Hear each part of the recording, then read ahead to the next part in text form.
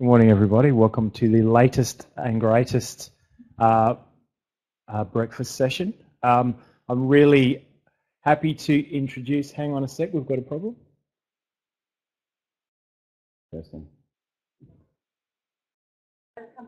Hello, we're back in the room. I'm very happy to introduce a former colleague of mine, an old colleague of mine, Mathew Hillier from Monash. He's looking at a very topical area in e-assessment, leveraging 21st century tools of the trade for more authentic and scalable assessment. And I'll hand over to Mathew, who's going to take us through his presentation. Thanks, Mathew. No worries. So hopefully everybody can hear through the lapel microphone. Greetings all. I'm an ex-UniSA person too. And then Adelaide Uni, and then University of Queensland, and now Monash. So kind of making a circle of the country, if you will. So I'm going to talk about a bit of stuff that Professor Jeff Crisp and I have been working on since about 2010-ish. This kind of work started with Jeff Crisp's, what was then the ALTC fellowship program. And since we had then after that, we did it a while for free, and then we got an extension grant from OLT, which has since finished, but we keep going because it seems like a good idea to keep going. So at the moment, as I mentioned, I'm at Monash, so I'm back in a Moodle institution after being at Ford University for a while, but what I find is a lot of the principles kind of work anyway. You don't have to rely on the LMS, but you know, it's nice to have something. You might have seen this picture floating around. Jeff likes to use it. I've seen it in quite a few different people's presentations when they're talking about assessment or learning. And the reason we still keep using it is because it reminds us how far have we come. In some ways, we've come a long way since this kind of university setting with students, didactic style teaching. You can see, if you look closely, the people in the audience, what they're doing. Some of them are sleeping, some of them are, you know, talking to their mate. Others are scribbling away on their pads. Whilst they might be scrolls or something, they could well be iPads or computers. So, yeah, the lecture scenario hasn't changed that much, but I'm kind of arguing that we should, and you know, rooms like we're sitting in now definitely moves into the right direction where we're starting to integrate a lot more of the tools of the trade, technology, which is the tools of the trade these days, into the scene. And in terms of assessment, the kinds of things we can do with assessment, our argument is that technology allows us to expand that landscape that I call it the pedagogical landscape, expansion of, right? So when we're thinking about things like 21st century skills, my eyes are not great, so I've got to remind me what I was going to say. So different ways of thinking, different ways of working, different ways of, you know, living. The internet has changed a lot. You think about just a few years ago, iPhones and such, you know, smartphone technology, the internet in the hand. I mean, you know, 10 years ago, that was Star Trek stuff, you know. Remember the tricorder where they did and zzz. You know, we kind of got those with mobile phones, you know. It's amazing how far things have come in such a short period of time. And in some ways, I think education is lagging in that respect. You know, there's pockets of innovation where people are, you know, at the head of the curve, as it were, but there's still a lot of legacy style practices around. And sometimes that's okay. I'm also a horses for courses kind of person. You know, it's about picking the right tools for the job. And sometimes pen on paper is the right tool for the job. But I'm arguing that that's becoming less and less so over time. As more and more, you know, industries and professions and things are using information technology style tools as part of their, you know, daily operations. There was an OLT/ALTC project on, you know, 21st century skills and what have you. I think it was run out of University of Melbourne, but there's the reference for people who want to look it up. The other thing is, are our students, our learners, changing? In some ways, yes. In some ways, no. But I think, you've all been teaching for quite a while, I assume. I've noticed an evolution, if you like, of students and the way they work things like attention span seems to be falling off a cliff. But they're also a lot more connected through the technology than they used to be. And I remember when I was a student at Mawson Lakes, the levels as it was then, you know, if you wanted to find something out, you have to go to the library and you'd look it up. I mean, the days where they had just computers coming in, so you'd punch things into the green screen machine and you would print out the, you know, the shelf number you'd have to go out to, and then you'd go and look it up in the journal or the book. You know, it took a day to find something of use. You know, does anybody spend a day to find a reference to something now? It's like pull out your smartphone, you can do it while you're watching TV in the evening, you know, and up comes more resources than you know what to do with. So I think the skill sets required to survive in the 21st century have changed from, okay, you have to be persistent, you have to know how to go and hunt for something, you know, physical sense. Now the hunting, the sort of the gatherer part is a lot easier. It just comes to you. So now it's about how do you formulate the question and how do you evaluate that vast amount of information that spews out of Google at you? Because, you know, before you'd get one or two great references in the, you know, the Levels library was pretty fantastic. It had a lot of journals and books and stuff, but, you know, if it wasn't in the Levels library, it didn't exist.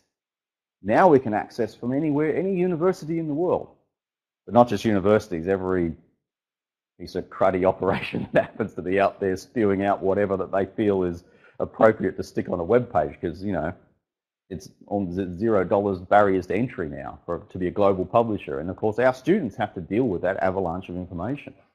So what I'm trying to say is the kinds of, the environment is different, the learners are different, and the skills required to survive in it are a bit different. But of course, we're producing graduates. We are producing, you know, people. Our universities have to say, when they get that degree at the end of the 4 or 3 or however many years, that we think this piece of paper says UniSA or Monash says that this graduate is fit to survive and work in this sort of roughly targeted profession area, be it accounting or, you know, health sciences or, you know, the arts area where you teach critical thinking. So the idea that our university is producing a graduate and we are saying to the world, this person is fit for purpose, right? If we are still doing things like pen on paper assessments and particularly pen on paper examinations, and we are using this as the basis for how we assess their capabilities, and that then of course ends up on the transcript as a grade or, you know, a degree parchment, how sure can we be that we are actually accrediting them for the 21st century, right? My argument is that there's becoming a wider and wider gap between current practices, particularly in high-stakes assessment, than what, you know, what the world is expecting, right? So that practice side of things. Go forward. The other aspect is the kinds of assessments we were talking about with pen on paper and, you know, being able to write long essays. I'm not saying we should delete essays completely, but if essays are like 50% of your assessment, then I'll be kind of worried. You know, or if multiple choice exams are 50% of your assessment, whoops. You know, there's not too many workplace situations where you get into and there's a multiple choice question sitting in front of you as your challenge for the day. You know, I mean, they have their place, but if we're overloading with these what I call overly simplistic forms of assessment, we're not really reflecting the problem-solving environment. The other thing is, I've got a note down the bottom there that says, perhaps maybe we also over-assess. So do we have too much assessment? That could be controversial. You're only allowed to have 2, okay. There's speak in Monash at the moment of only allowing having 3 major assessments. Now, a major assessment would be defined as something worth 25% or above. So So it depends, some universities are having slightly different philosophies around this. At Monash at the moment, there is no rules around how many assessments you can have, but there is a big what they call the better teaching, better learning agenda, and that's also involving reevaluating how we do assessment and the policies and procedures around that as well. So I think there's a sense in universities that things need to change, but people obviously taking different paths, and that's probably good. It means there's diversity out there too. So, but there could be the argument to say maybe we do less assessment but better quality assessments, and that might help your workloads too. I remember the days of sitting there marking paper responses to things, and I think by the time I've got to 125th assessment piece, my brain has melted. It's literally brain meltdown time. And the same kind of stuff is coming through, and you're writing the same responses again and again and again. At least some electronic tools are now helpfully available to allow you to bank common comments. So there can be some efficiencies in that process, but then are students really engaging with that style of feedback anyway? Do they come to collect their assignments, even if they're emailed? Do they read them? So, okay, next. I'm not sure where I'm supposed to point this thing. So I think I'm kind of getting ahead of myself on these slides. I think there's time to rethink assessment. I mean, Jeff and I have been arguing it's been time to rethink assessment for 5 years, but it's kind of an ongoing evolution rather than a revolution, I think. So the idea that can we develop assessments that are a little bit more suitable for the real world, in inverted commas, than what we have in the past.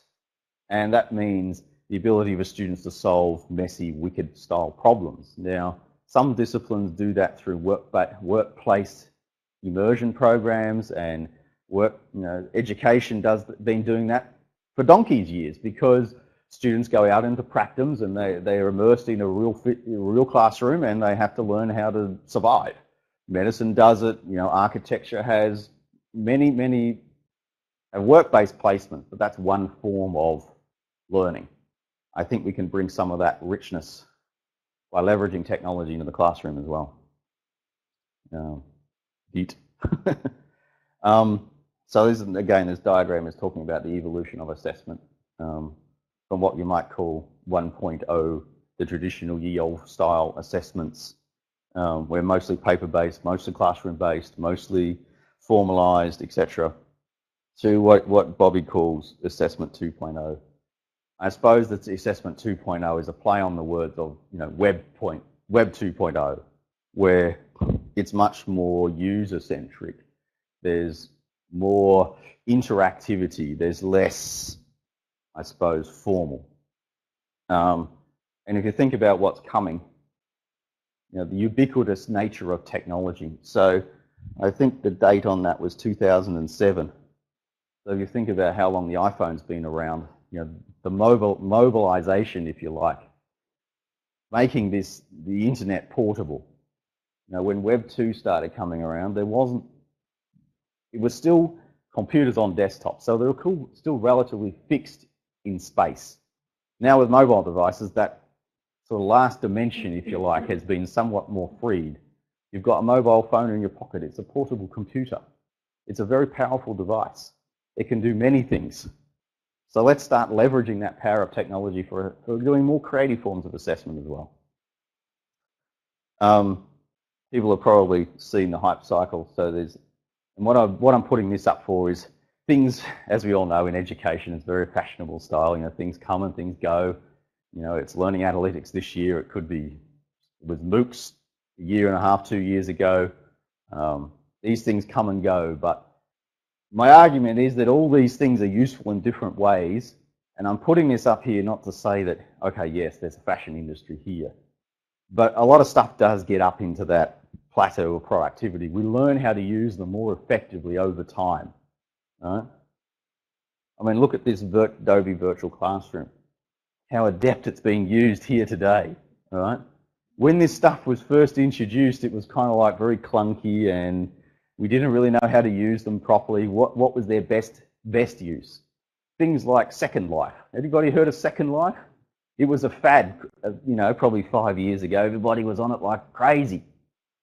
and we didn't know what to use it for. So there was lots of experimentation and things going on. But nowadays, not so many people using it, but I think they're using it for what it's best at. So we learn how to use the tools effectively. And I think that's everybody's learning process about where I'm supposed to point this thing. But we already have some, what are relatively run-of-the-mill tools, what's in our LMS or virtual learning environment, depending on what you would call it. Moodle, Blackboard, whatever. Moodle here, Moodle Monash, Blackboard at UQ, Blackboard at Adelaide Uni. It's Canvas now. Okay, all right. Well, I need to stick that one on there as well now. But they've all got relatively similar tool sets at the base level, right? They've got online quizzing tools. They've got online discussion fora. But using these tools in their plain vanilla format, is relatively boring, and most students go ho-hum. But I think we've got some opportunity to push the boundaries with this stuff. So here's a bit of a plug for transformingassessment.com. This is the website Jeff and I have been building over the few years. We have a collection of examples of how to maybe wrangle Moodle and do some slightly unusual things in a standard LMS environment on there. And there's lots of different examples. It's free to get an account. It's the same website we run our webinars from. Okay. So you're welcome to go to transformingassessment.com, sign up for an account. Make sure you use your education domain account, and that will give you access to Moodle, more of a higher level. Because if you just use a personal email, it doesn't give you full access to the system. We're trying to keep the spammers out. I've also got an example set for Blackboard that I developed when I was at UQ. So anybody who's still floating around the Blackboard world, you're welcome to ask for that. So I think there is this, what we're doing with those examples, this idea of what Jeff calls an interactive assessment, where there's a question or a prompt, and then we provide some third party, if you will, tool so it's not just a question in an LMS and a response sitting there looking at you. What we're trying to do is integrate more interesting technology tools into that cycle. So you ask a question in the LMS, it gets them to use a third-party tool, and then they use the LMS to respond. So it's trying to, if you like, get that combination of convenience that selected response items and limited response items provide, so a single word or a number in an LMS, because it makes your marking more efficient, hopefully. But at the same time, thinking a way to how to make that question prompt, that problem more rich. Yeah. So here's an example. Use a spreadsheet. Right? So instead of just asking, to calculate a simple problem, now you can ask a much more complex problem because you're providing something that's a bit more realistic as a tool for them to solve. It's like asking, a bridge designer to, here, design me a bridge that has this characteristics and this, physical properties and this aesthetic properties, and all you give them is a pen and a piece of paper and say, go to it. In the real world, you have CAD software to design these things and spreadsheets to help with cost calculations, etc. Right? So you think about what we can do in an examination at the moment with pen on paper. We're very limited in the depth or the richness of that question, the complexity of the question. But if we enable the use of these more tools of the trade style stuff, spreadsheets, what have you, now we can introduce a bit more realism, if you like. Next. Here's another one. That one basically just, so you can see, it's a Moodle example. You say, download this spreadsheet, and you as the academic would have set up the spreadsheet to behave in the way you want it to. The student does something in that spreadsheet, and then they respond. Now, whether pull down menus is appropriate, or you might like to use a text box where they have to type a single word. Or if in Moodle, you can, not sure if your UniSA Moodle has it, but Moodle has a short answer question type where you can have up to 20 words that can be answered or marked, but it does require a bit of setup. So the longer the answer gets, the more setup required by the academic to write in that formula, that regex formula for the pattern recognition.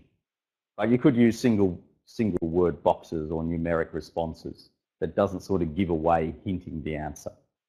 But however you want to formulate that, whether it's drop-down boxes or multiple choices or numeric input boxes, the message is the same from that point of view. So next. Here's a slightly different example. So this one's using the multiple choice tool from, or it might have been the lesson tool from Moodle. It's called Conversation Sim. It was the subject of an OLT grant, I think. So Robert Nelson and Phil Dawson, Phil when he was at Monash, developed this little clever tool. It's more intended to be a formative learning tool where it intends to do what it says on the box, simulate a conversation. And the way they set it up is the student will choose, I think it's yes, no, or maybe. And then you use the feedback field inside Moodle to stick in your response. And the student, so the idea is a bit of a more formative, simulated discussion with the student. Yeah. It was used quite successfully in the academic development program at Monash and a few master's courses, I think, at the time as well. Personally, I think it's underused. It's quite a clever, out-of-the-box thinking way of wrangling the LMS to do something more creative with it. Now, next. Okay. This was the short answer question types I was talking about before. You can see in the bottom right-hand corner the style of formula you need to put in. And you're thinking, oh my God, I can't write one of those. All right?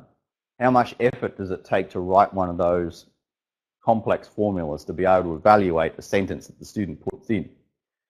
Cost-benefit analysis comes in, right? So it's probably not worthwhile, to be honest, with this class of 50 students, but if you've got a class of 500 or 1,000, now the scalability starts to kick in, right? So how much effort do you put in up front versus the time you'd save in marking? Thinking from the pragmatic, teacher's point of view, I'm a pragmatist. So some of these things will take up more effort than others. Some will be more and less scalable. It's all part of that evaluation process you need to make. There's also another one type called confidence intervals. Again, they're in Moodle. Tony Gardner-Medwin from UCL developed this. He also gave a webinar for us quite a while ago, back in 2011. So if you're more curious about that, you can look up the webinar. But the idea is to discourage guessing in multi-response items so that you get the student to say how certain are they about their answer, which means, and there's a corresponding penalty system in inverted commas. Now, you don't have to set the penalties as negative, but it kind of helps. Otherwise, if there's no actual penalty, then the system kind of breaks down. But so there's this balance between, okay, if they got the answer wrong, but they said they were sure, versus if they said they were unsure. So how upfront and honest are they with their response? Versus if they got it right and they were sure it's right, they're going to get a higher mark than if they said, no, actually, I'm on. So there's this balance about away from guessing. Okay, next. More examples. These ones are from chemistry, biology. We use these little applets plugged in as well. So again, I think you get the idea. You can plug in tools. These days, these are Java applets, but probably you want to use HTML5 applets these days. Java is almost broken in the internet these days. It's such an untrusted tool set that I probably wouldn't use it anymore. But there are the equivalents of other things floating around. And it depends on your computing environment as well, as to whether these things will work in it or not. But probably HTML5 apps are the way to go. Using things like QuickTime, the 360-degree, you've seen those photographs when you can stand in them and feed them around. They have videos that are this. The idea is to give a much more immersive kind of glimpse of an environment than you could with maybe just one static picture. So, and maybe you can ask more questions about that. To try also give a space, so anything where spatial relationships might be important. Architecture would be a good one. So these kind of tools are available. Here's another example, the Bayeux Tapestry, which is something about as long as this room. Normally when they asked a question about this, they'd put a photograph of one short section on it and got the student to write their response. But with the aid of technology, we can stick the entire thing in there and the student can scroll across it. Right? So it might be a physically large in dimensions picture, but because we can scroll on a computer, then problem solved, as they say. So now we can say, okay, you choose which part you'd like to write your response on. Of course, it means that the marking gets more complex because now you've got a bigger variety of potential responses. But, simulated laboratory environments, labs are at a premium, and actually the one in the bottom left is one from the Mawson Lakes people. They set up, I think it was one of their electrical labs. So these kind of simulated environments, what they do is, I think, help us leverage the investments we have in physical infrastructure. So when you connect a physical laboratory to the internet, now it can be used at 3 o'clock in the morning when the student's peak study time is on. Remembering my days as a student. But of course, the next step on from physically connected equipment is simulated equipment, where because a physically connected piece of equipment is still a one student to one piece of equipment ratio. Now, whilst it's better than only having it open between 9 and 5, you can get a 24-hour cycle, but if you've got a class of 1,000 students, it's still not viable. Okay, let's simulate that piece of equipment in software. And now all students can use it 24/7, 365. Then it's just a matter of how big and fat your server is to handle the load. Or indeed, if it's a downloadable app, then that becomes even less of a problem. So there's an example in the top right-hand corner. What we did is we put a simulated laboratory, well, actually it was a real laboratory experiment. I think it's located somewhere in the Eastern Bloc countries, Eastern Europe. Set up a series of physics labs connected to the internet. So I thought, oh, this looks cool. So you can actually go on there and run the experiment in real time. And every time you run the experiment, the numbers come out slightly differently. So you can see the video of the little thing turning over in there. So it's that iLabs idea. So we integrated that into a Moodle question, just to prove you could. So, I think instead of a physical piece of equipment, the idea would be a simulated piece of equipment.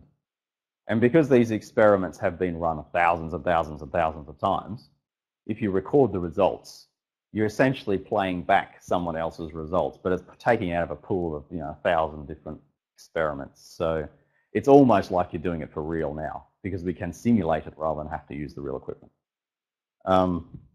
Next. Right. I think time's getting on, so I'm going to go further.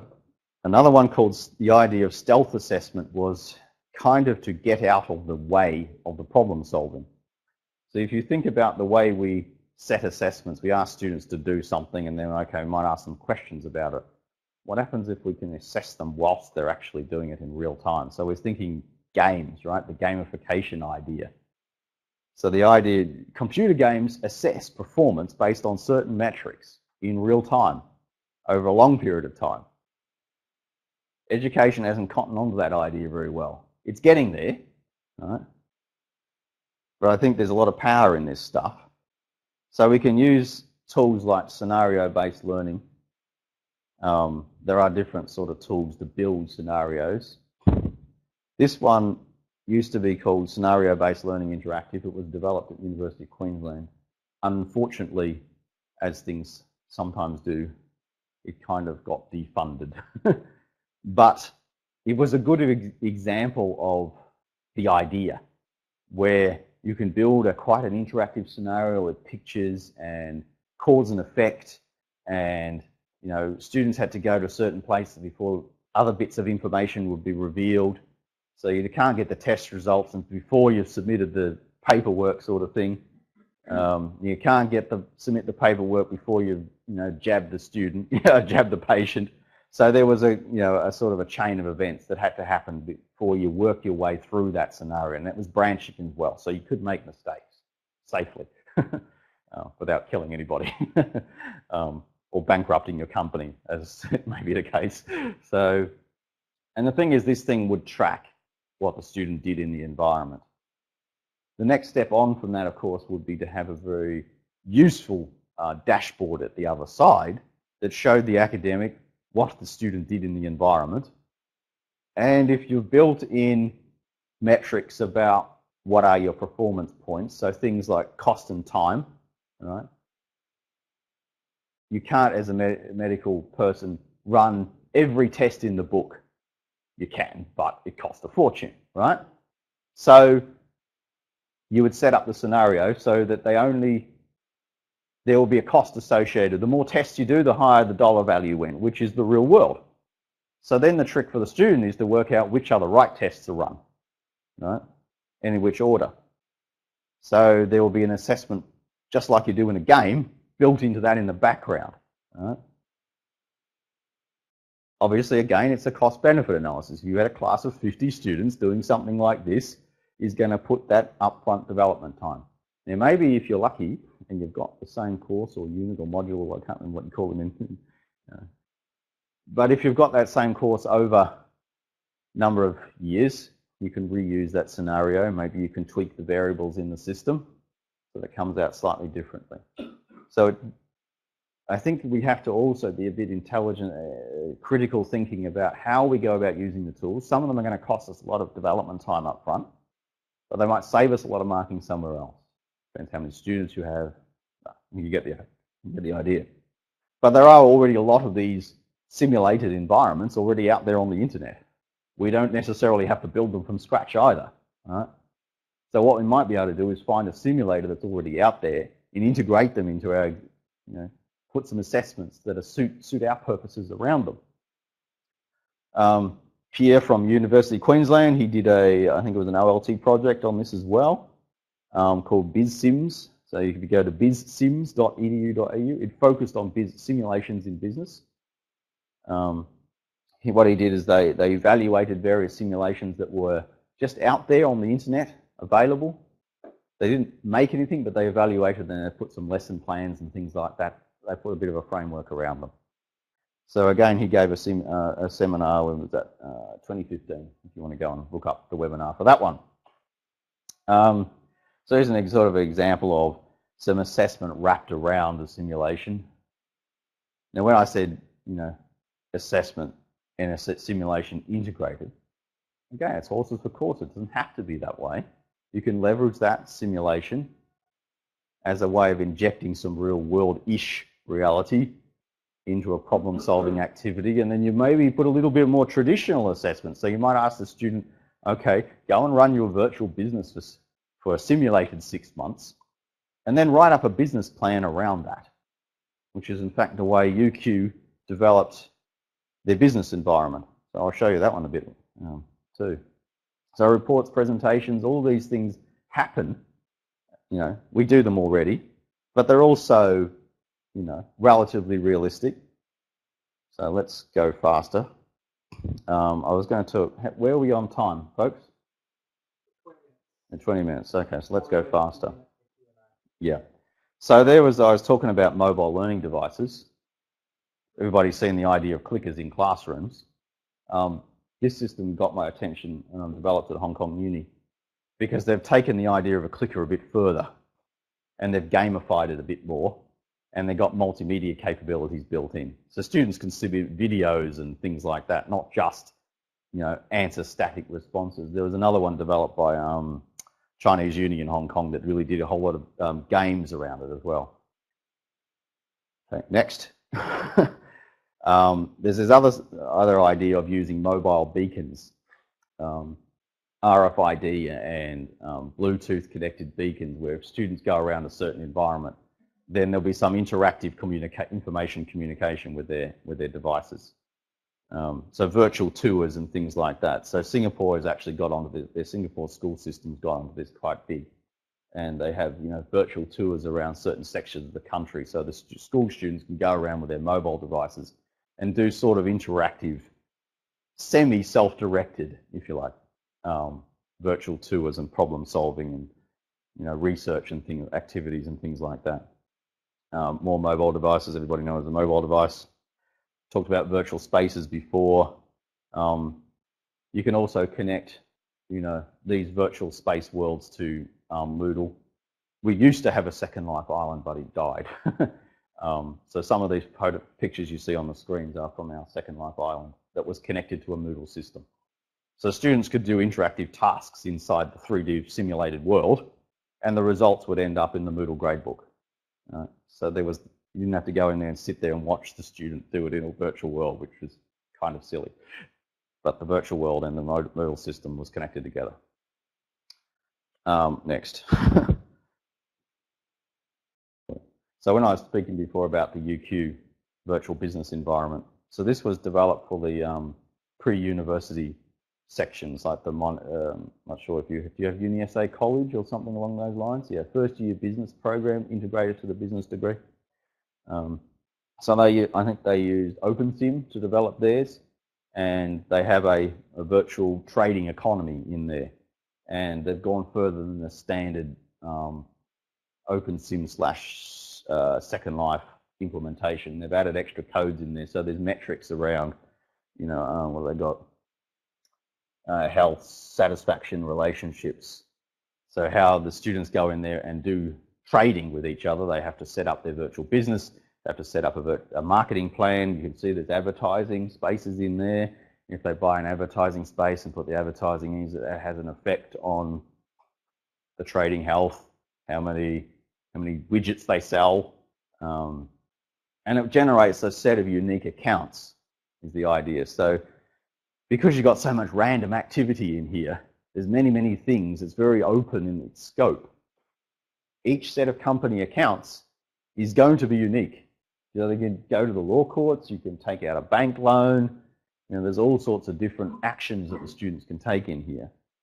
And it's also connected to their mobile device. So it's not just something that may happen, you know, between the hours of 10 a.m. and 12 noon in the tutorial. It's something that can be running 24/7 like a real business over a period of time of maybe 4 weeks. Right? So you might simulate a year's worth of trading in this little mini virtual economy in 4 weeks. And what they did for that one is they get the set of accounts from there, and then they ask the students to write in a more traditional sense, what's the business plan for the next 12 months based on your trading for the previous 12 months, right? So just say that you've got to go and get some investors, and, you know, what's your business plan? What's your pitch? Okay, so there's more virtual of those. There's another one for virtual language lessons developed at Monash.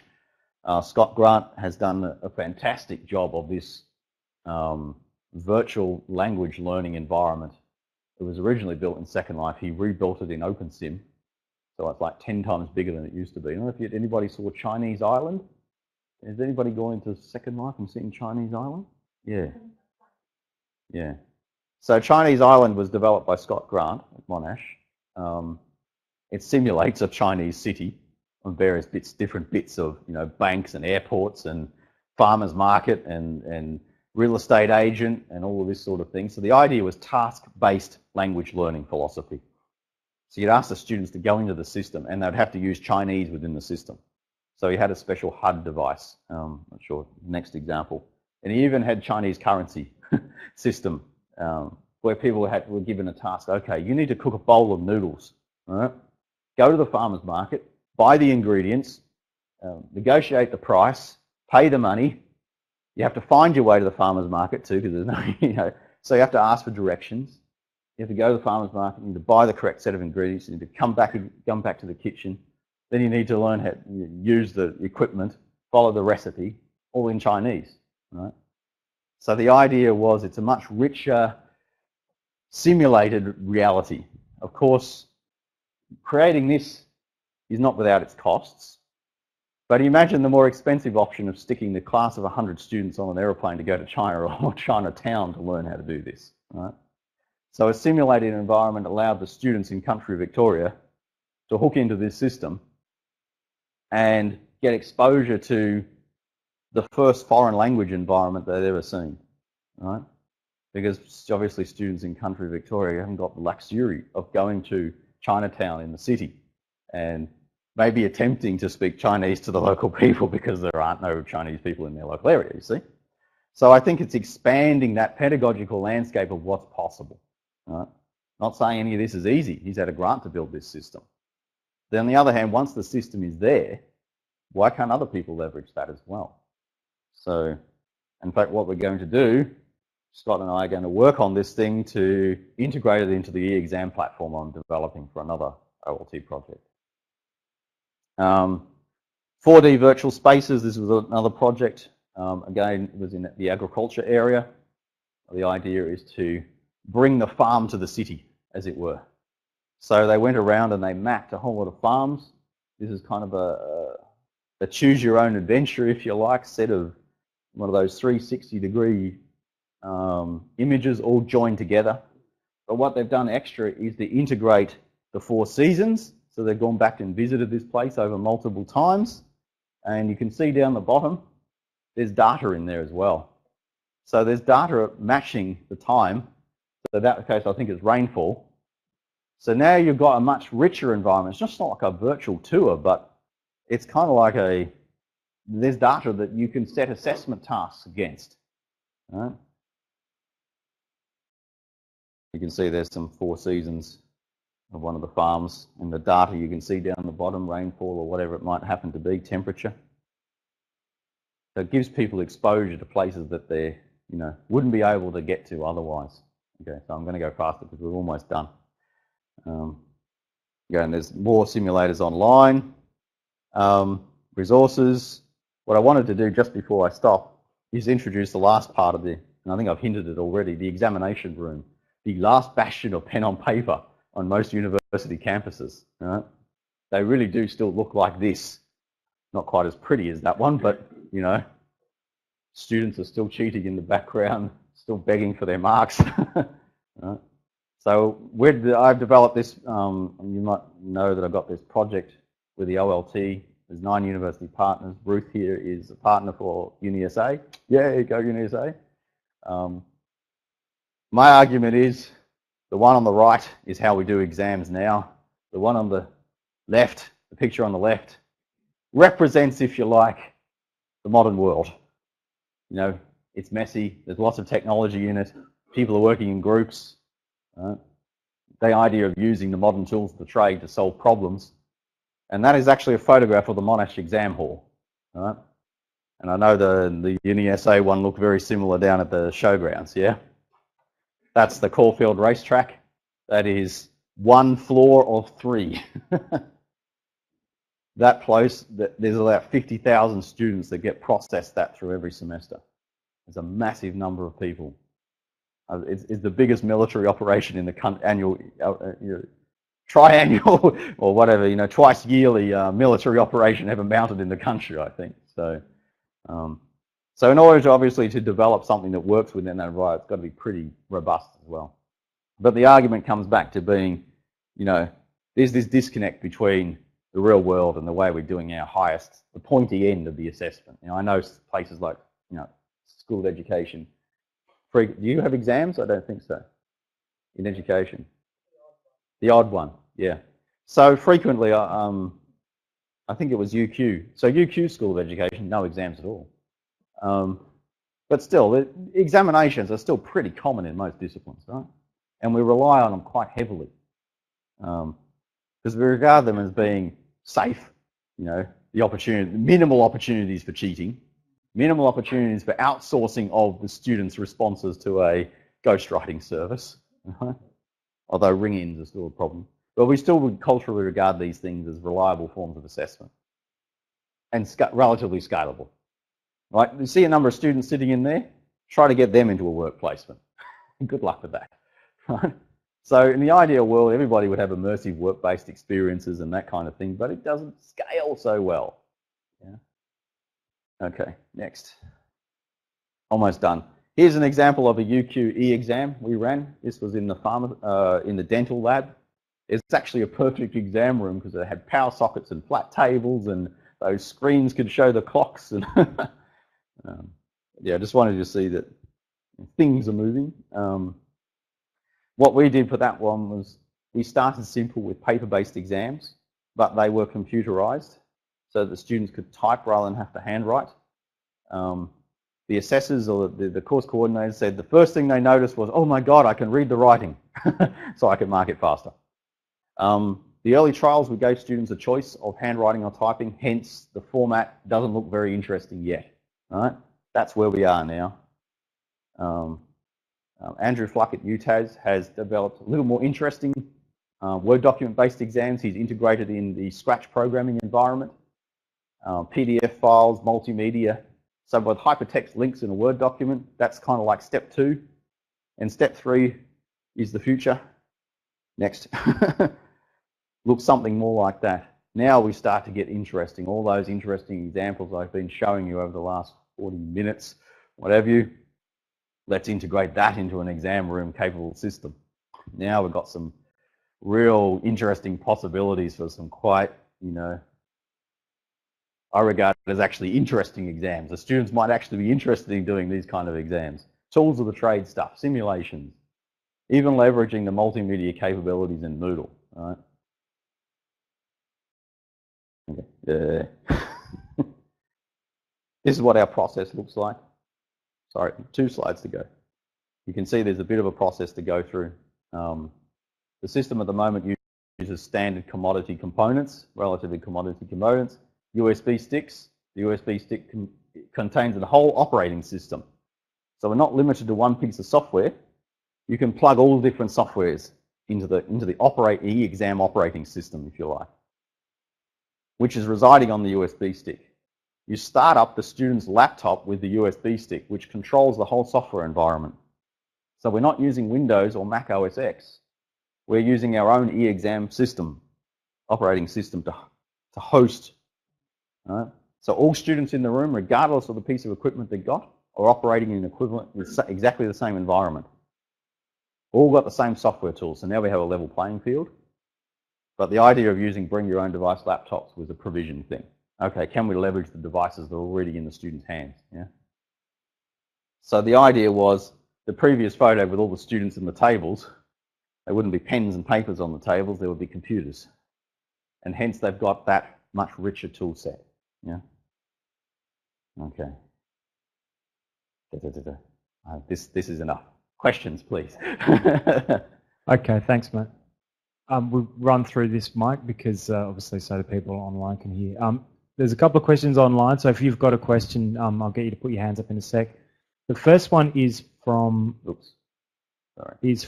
Sandy Barker, and she wants to know, are you going to Ascolite? And that might be because yes, Sandy, I'm going to Ascolite. Don't worry. Yes, Sandy, he is going to Ascolite. Yeah. Ali Potter asks, in setting up the simulation for the farm or the Chinese language sim, how long did it take you to set that up and get it running? What was the cost, time, effort, etc. to produce it?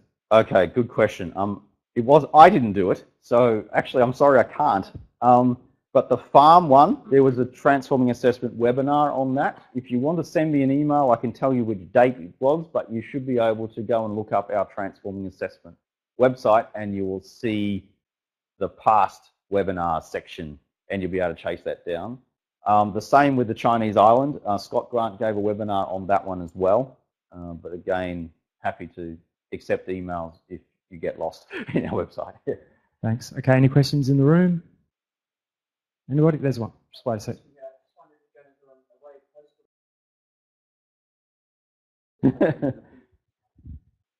Just wondering if you're going to do an away postal vote or if you're going to actually show up and vote in the upcoming election. It's merely a commentary on, you know, another part of the real world. Yeah, the voting system has not caught up with technology, but I think because, I mean, they tried it in the US and we heard what happened the last time around with that electronic voting in Florida, I think it was, all dodgy as hell. So people are very reluctant to move, and I think it's interesting because the voting system is an equivalent to our examination. It's very high stakes. So people are very risk averse. And that's why I think it's still pen on paper. And that's why I think our voting system is still pen on paper, because it's familiar and it's known.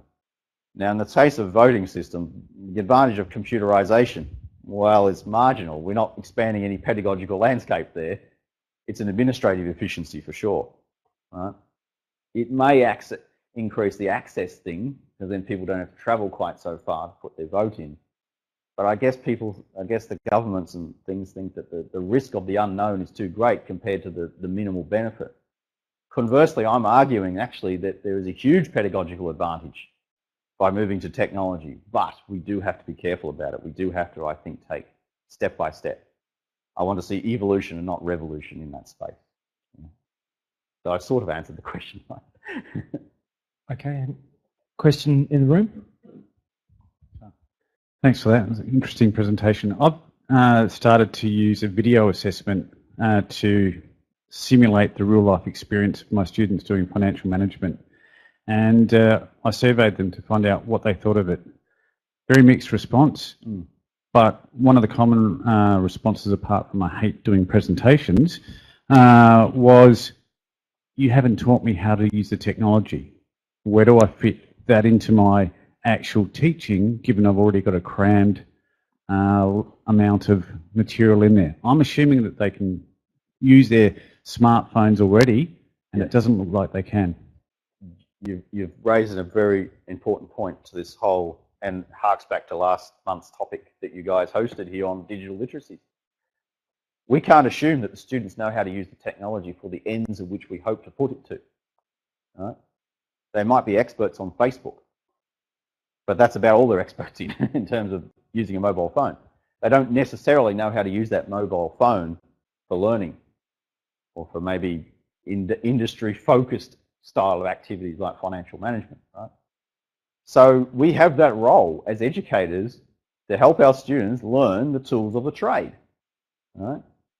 Just as we help them to use calculators in the old days, or ledger books or whatever it might be in the finance section, we start to teach them. Well, when I was working over the next EM building, we taught them Microsoft Office because we felt that was a tool of the trade that they had to learn. Accounting packages, my colleagues in the accounting section taught them an accounting package because there was recognition that this was going to be a tool of the trade. Mobile phones, multimedia, video conferencing, virtual meeting environments, they're all tools of the modern trade. So we have to find ways to integrate it, I think, my argument. It's not easy, I grant it. But we can't assume that the idea of the digital native, I think, as was hinted last month in this very room, I believe, is a bit of a misnomer. We can't assume. Yeah. Okay, there's a question from Joe McInnes. What stops them from copying the entire exam onto their laptop? Good question. So the examination system, because we provide the operating system, we as the exam authority control every single function in that software environment, which means their hard drive's locked out. We control the internet access, so it can be totally prohibited. In that version of the system, we rip out the network stack, so it's impossible to make a network connection. No Bluetooth, no infrared, no nothing, right? No hard drive is possible. So they can't sneaky put some notes in the hard drive. They can't go edit copy. Well, they can go edit copy within the environment, but they can't paste or copy a document onto their hard drive because it's access denied.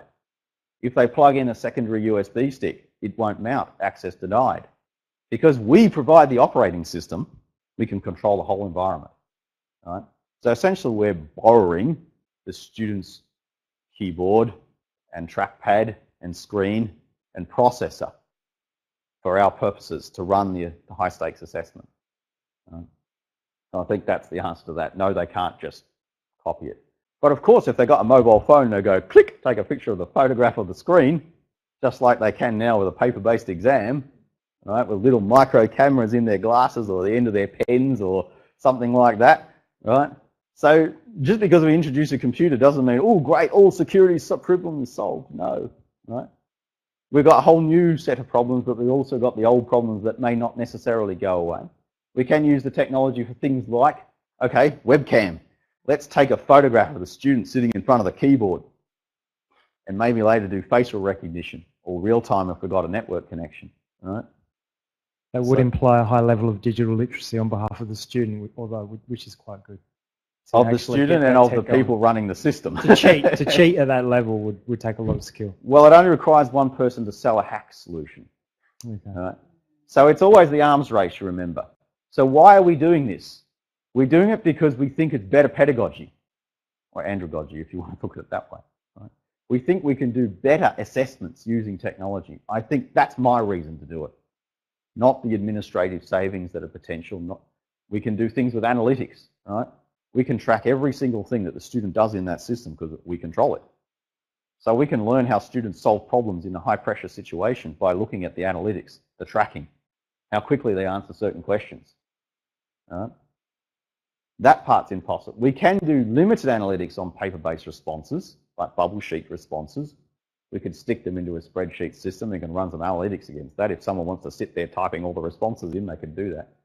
But since it's all computerized, I think this is opening up a whole new space in research around how students solve problems under pressure. So. Okay, last question before we go. Sandy Barker asks, how does the e-exam work with externals? How does it work with externals? At the moment, limited. So, okay, how do you do paper-based exams with externals? You send them to an exam center and they do it there. So this is essentially, at the moment, replacing the paper in the workflow. Swap out the paper, put in the USB stick. Andrew does this with his externals out of UTAS. He has about 2/3 of his students not on campus. He sends the e-exams on a USB stick through the post, wrapped very well in bubble sheets, mind you, bubble wrap, but he sends them to the post to the exams supervisor who they've already arranged in advance. Now, I know where Sandy's going with this. She's saying, can I have the students sit at home and do the exam via a webcam? Interesting proposition. There are some commercial providers in the US that offer that service. So far, I've evaluated those systems. I'm not so impressed. I still think we would have to, at the end of the day, at the moment, the technology is, in my opinion, not there yet, treat it as a take-home time-limited assignment. I have problems with something taking home unsupervised being called an exam because it's not. So for me, at the moment, my working space is within the traditional exam hall space. Very cognizant of the fact that we want to make it flexible in the future, but my evaluation of the current products out there is that they're not quite up to that point yet. Maybe in a couple of years they will be, once we've got things like very robust typing recognition. And the problem is, of course, those systems rely on the immediate environment, right? It's very difficult to control a thing just outside that environment, in the next room. A mirrored keyboard and mouse and a mirrored screen overwrites most of the security systems of those webcam-based supervision environments, right? They can be sitting there pretending to type at the moment and nobody knows the difference, because the guy with the mirrored screen and keyboard in the next room who's not being watched by the webcam puts in the responses. And unless the invigilator who's watching half a dozen students or what have you through that live webcam is really on the ball, that's easy for them to miss. So yeah, that's kind of my answer to that one at the moment. Okay, if everybody could thank Matthew for coming over and giving us this fascinating talk. Thanks, Matthew. You're welcome. And we'll say goodbye to everybody online. Thanks for coming online, and keep your eye out for next month's presentation. And see you soon. Thanks.